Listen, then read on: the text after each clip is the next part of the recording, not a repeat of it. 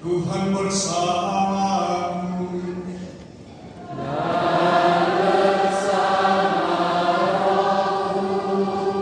Inilah Injil suci menurut Yohanes.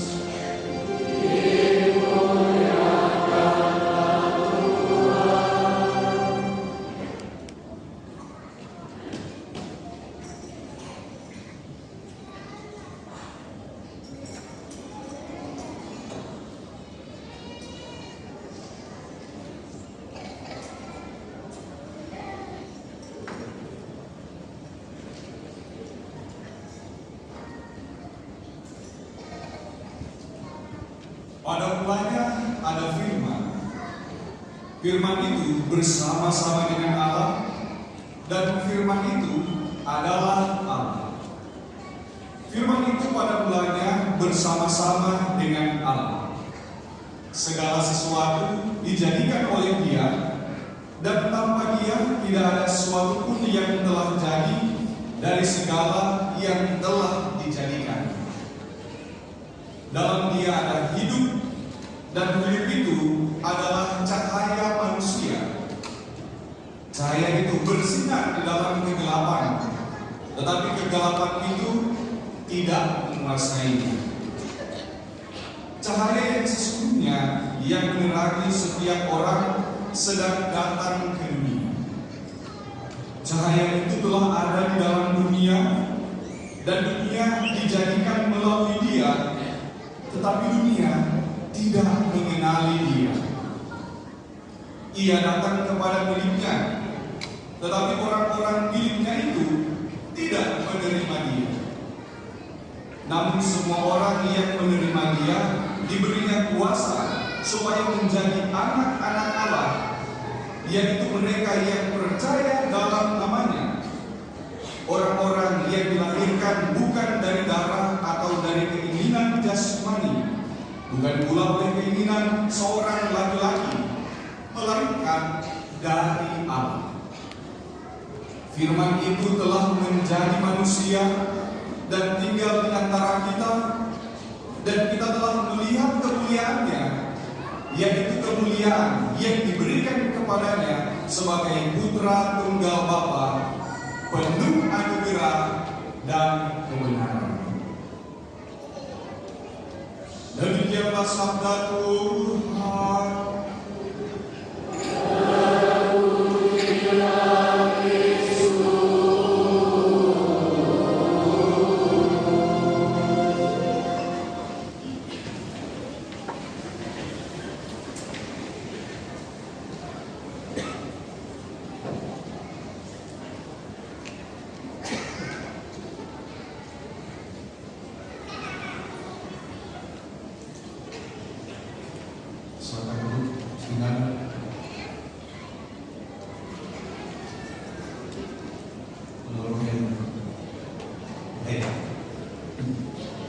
Baik, dua kelompok ganteng menurut Sinuti.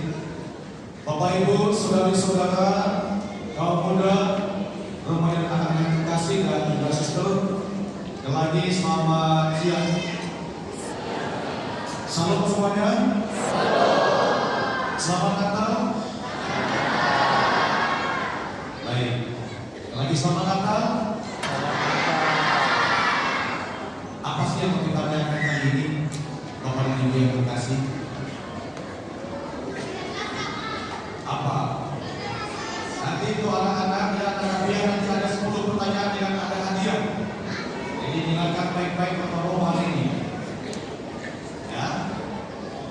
Baik, sekali lagi saya tanya, mengapa kita merayakan Natal hari ini? Mengapa? Ayo jawab.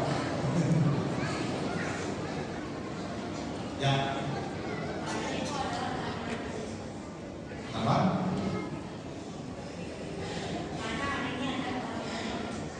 Ya, karena hari ini adalah kelahiran Tuhan Yesus. Betul ya? Betul nggak, Pastor? Betul ya?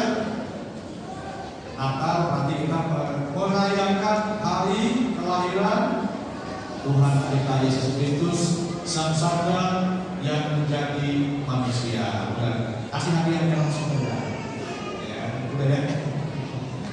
Baik, Saudara Bapak Ibu yang terkasih, para romo sekalian, hari ini kita merayakan Natal yang sekali lagi mau menegaskan kepada kita bahwa kita merayakan hari ulang tahun Sang Juru Selamat kita, yaitu Yesus Kristus. Dia adalah yang oleh satu yang disampaikan dalam Injil Yohanes hari ini, dia adalah Sang Sabda yang telah menjadi manusia. Ya. Melalui apa? Adik-adik, Sang Sabda yang menjadi manusia biasa disebut sebagai apa? Peristiwa apa? Ada yang tahu? Opininya? Ada yang tahu? Sabda yang menjadi manusia itu disebut sebagai apa biasanya? Peristiwa apa? Mesias, ya. Ya, peristiwa apa?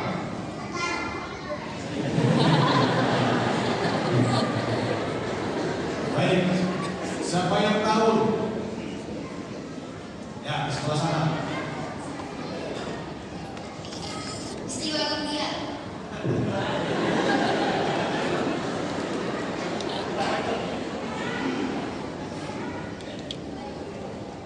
Baik, saya pokoknya di bawah ya. Baik, disebut apa adik-adik?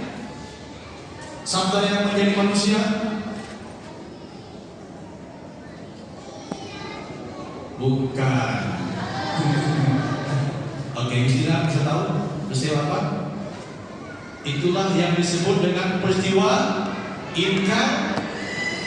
inkarnasi.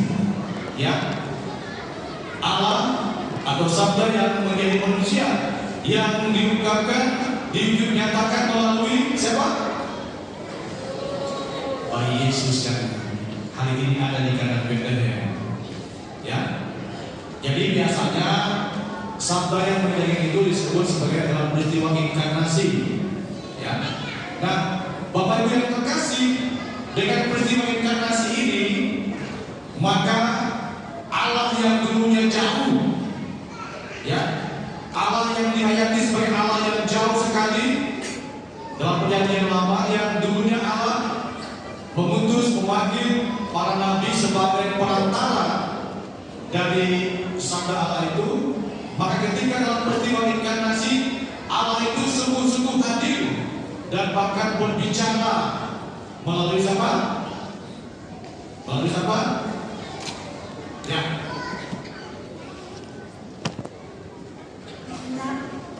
Kita mendekati, siapa yang tahu? Melalui siapa? Allah berbicara melalui Yesus, ya benar, kasih pengertiannya ya. Itu melalui Yesus.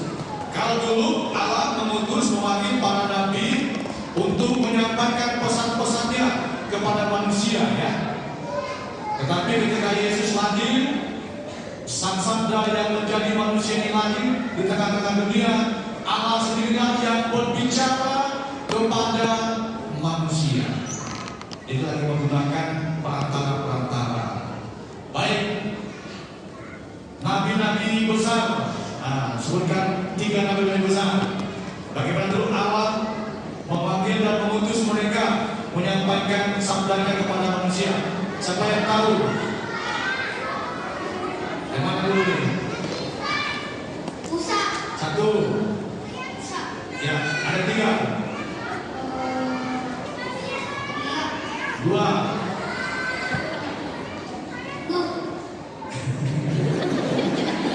Pasal banyak kan tuh? Nabi besar. Ayo satu lagi. Nabi Musa, Nabi Elia, siapa lagi?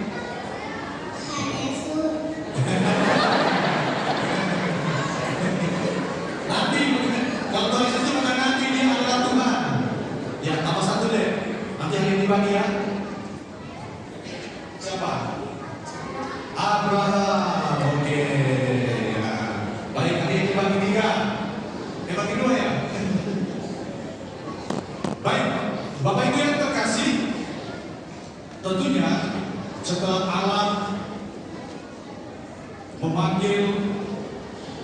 mengutus para nabi menyampaikan sabdanya, dan pada saat itu ternyata utusan Allah ini tidak sungguh-sungguh ditanggapi oleh bangsa Israel.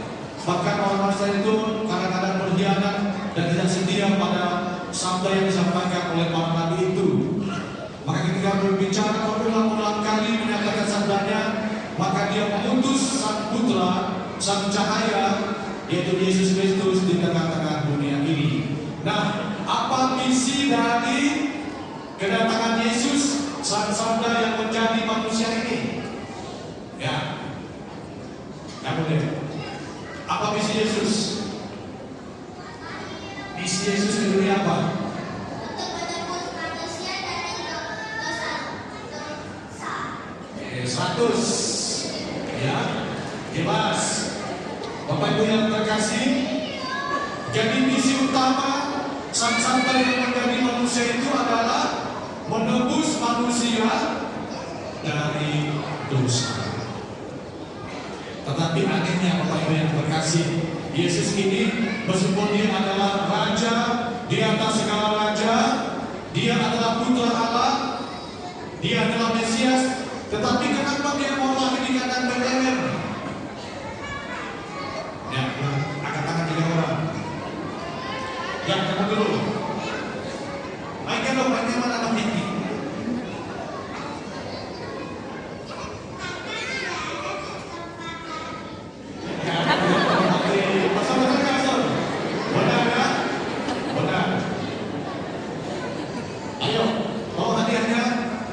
Siapa lagi yang mau jawab? Selain yang punya tempat lagi, mengapa Yesus mau lagi di kandang Betlehem? Ya, kamu.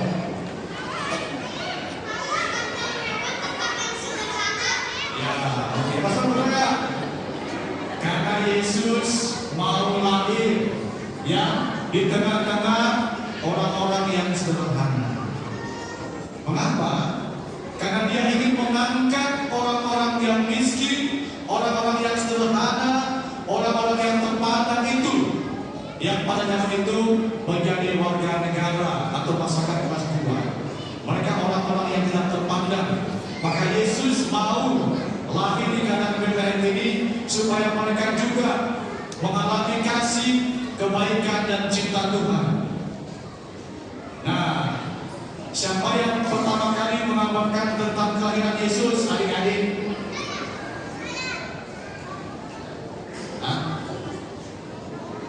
Belum.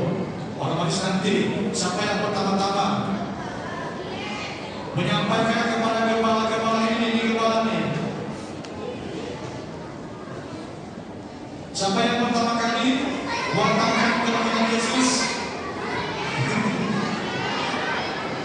Ya.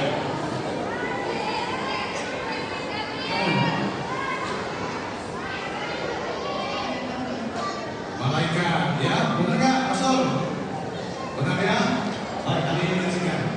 Udah berapa pertanyaan? Silvi? Katanya cuma 10 pertanyaan. Oh, satu lagi, oke. Silakan. Satu lagi pertanyaan. Oke. Siapa yang ada di kandang ini? Yang di kandang ini?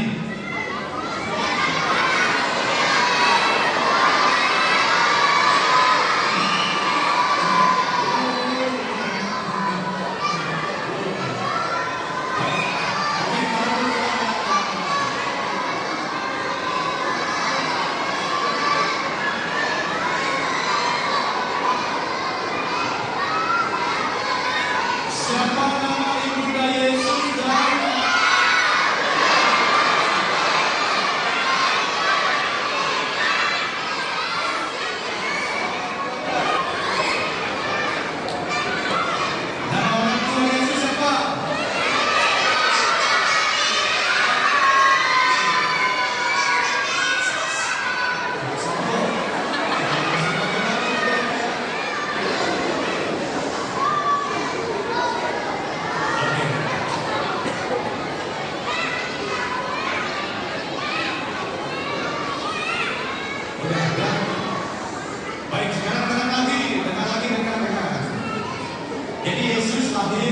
ikatan Bethlehem, dan di situ ada Santo Yosef, Maria. Mereka ini disebut sebagai orang tua Yesus, ya. Dan mereka juga disebut sebagai keluarga kudus dari Nazaret. Maka sebutkan siapa itu keluarga kudus dari Nazaret?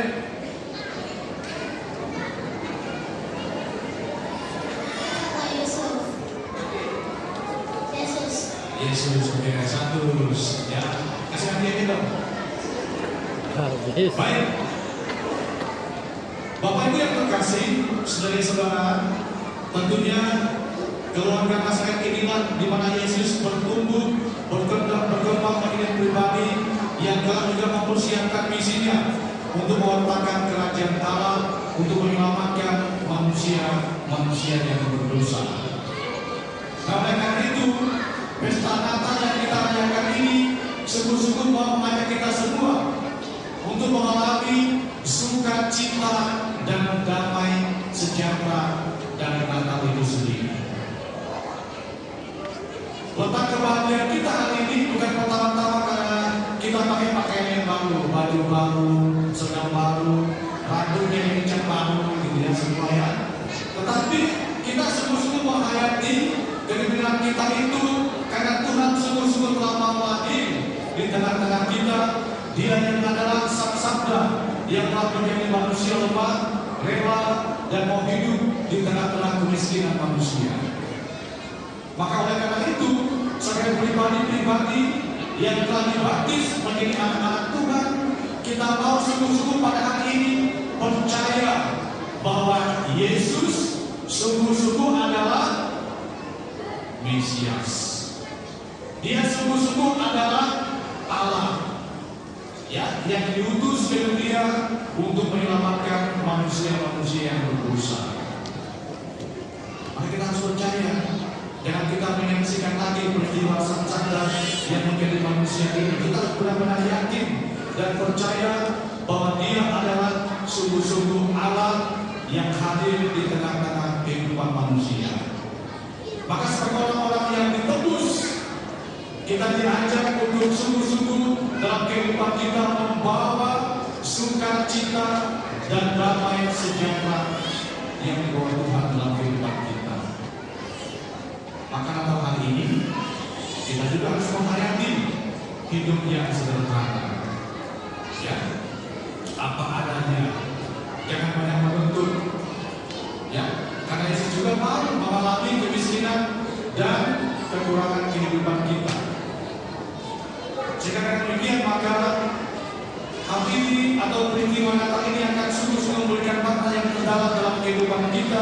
Bapak Ibu yang terkasih, kalau kita sungguh-sungguh sekali lagi percaya bahwa Dia adalah Sang Cahaya, ya, yang bersinar di dalam kegelapan, maka sama kita semua untuk mengundang Yesus agar Tuhan Sang Cahaya sejati ini juga menyinari kehidupan kita yang kadang-kadang masih hidup di dalam kegelapan.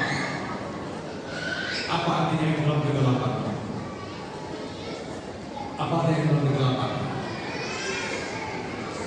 Hidup yang egois, hidup yang serakah, hidup yang acuh tak acuh, hidup yang curang terhadap orang lain, hidup yang merugikan orang lain, tidak setia pada pasangan hidup. Itu hidup-hidup yang gaya hidup yang hidup dalam kegelapan, yang harus kita singkirkan dalam kehidupan kita dan mengundang Yesus supaya mencahaya hidup kita. Ya, apalagi temperamental, ya, hidup yang tak berguna, hidup yang tidak berarti bagi kehidupan orang lain. Nah itu, maka oleh karena itu kita mengundang Yesus, Sang Cahaya sejati ini akan menerangi pikiran kita, hati kita, sehingga dengan demikian maka pesta Natal yang kita rayakan ini sungguh-sungguh membawa kebahagiaan dan juga keselamatan bagi kita sekalian.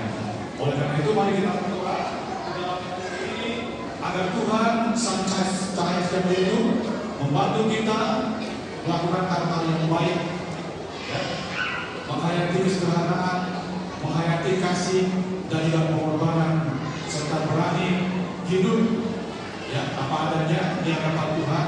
So kita yakin dan percaya bahwa Tuhan yang kita imani itu pun akan senantiasa membantu kita, menguatkan kita dalam menjalani kehidupan ini. Semoga demikian.